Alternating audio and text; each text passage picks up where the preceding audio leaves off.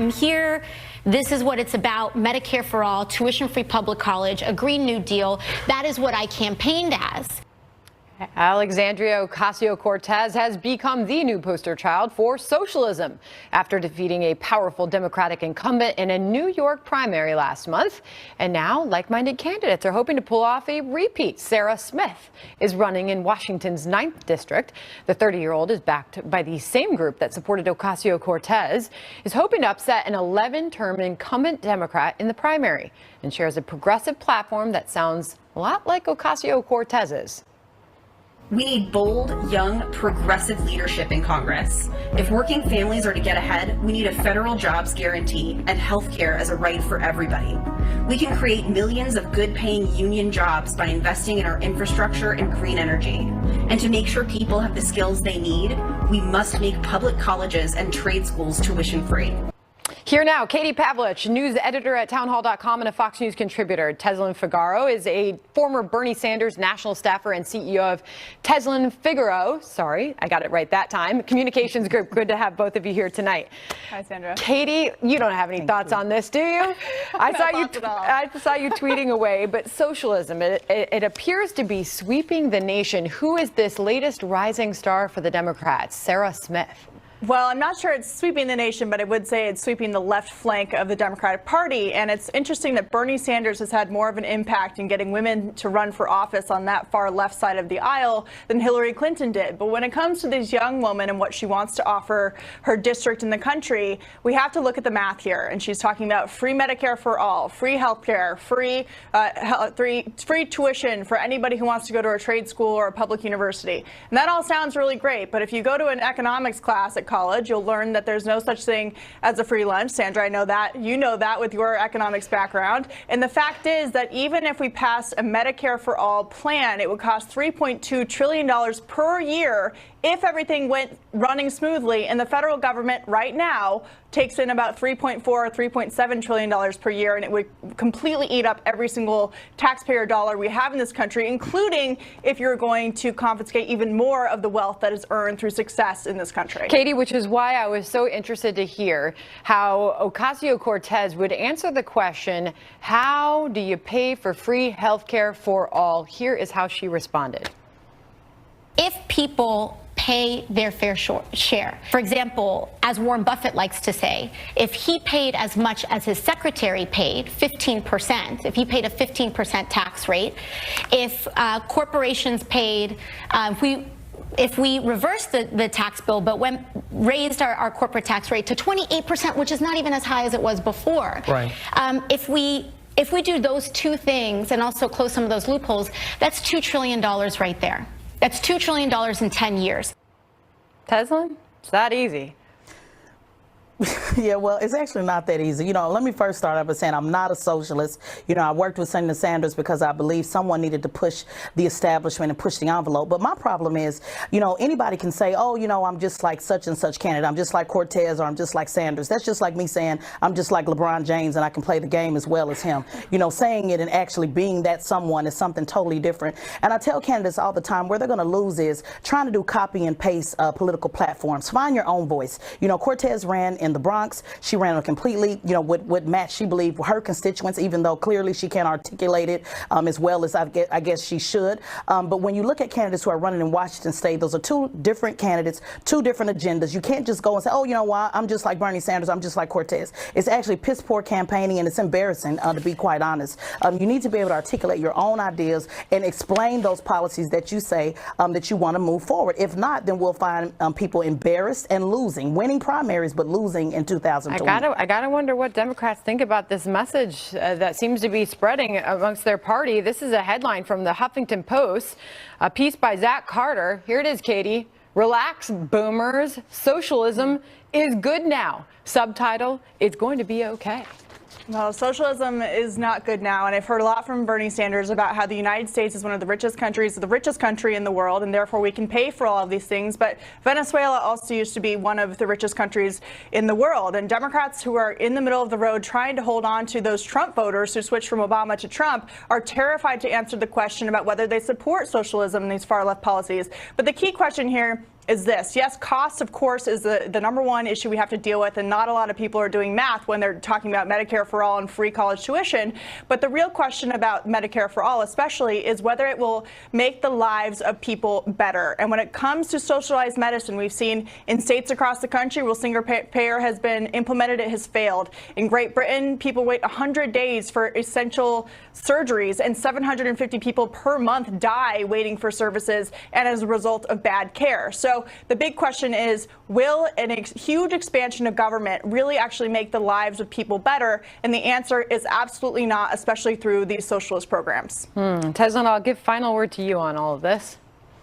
Yeah, what I will say is, as an employer, I had to go out of business because of the first health care reform that didn't actually reform me to just insure myself and my daughter. It costs over $450 a month. There certainly needs to be some option other than what we have now. I don't believe we should get completely rid of the private sector, but there does need to be a better public option for people to buy into. I think to allow those two things to compete, government to compete with private sector, is a good thing.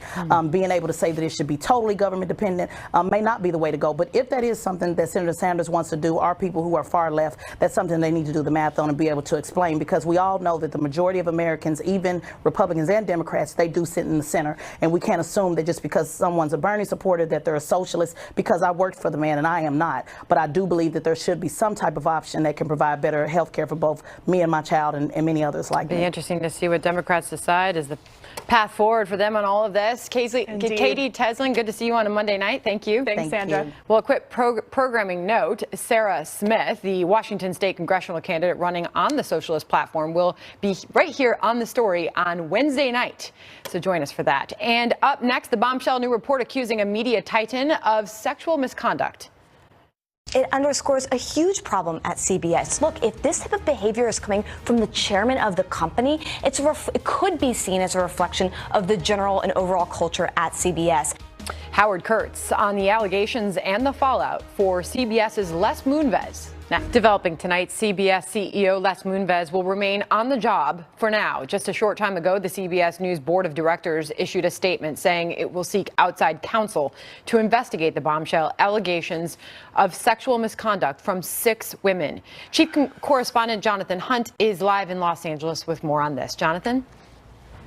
Good evening, Sandra. Les Moonves is one of the most powerful men in media, and he remains that tonight, albeit with an investigation of his conduct towards women now hanging over his head. In a brief statement after a board of directors meeting today, CBS merely said it, quote, is in the process of selecting outside counsel to conduct an independent investigation. No other action was taken on this matter at today's board meeting. CBS did not put a timeline on when that outside counsel might be in place or how long it expects the investigation to take. But the company did announce it's postponing its annual stockholders meeting, which had been scheduled for August 10th.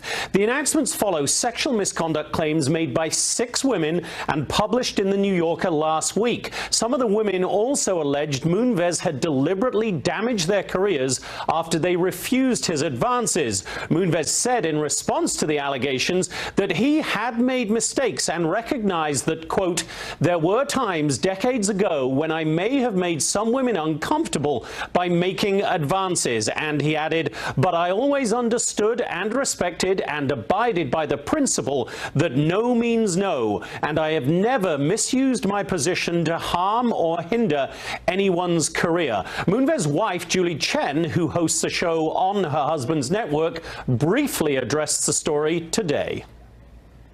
Some of you may be aware of what's been going on in my life for the last few days. I issued the one and only statement I will ever make on this topic on Twitter.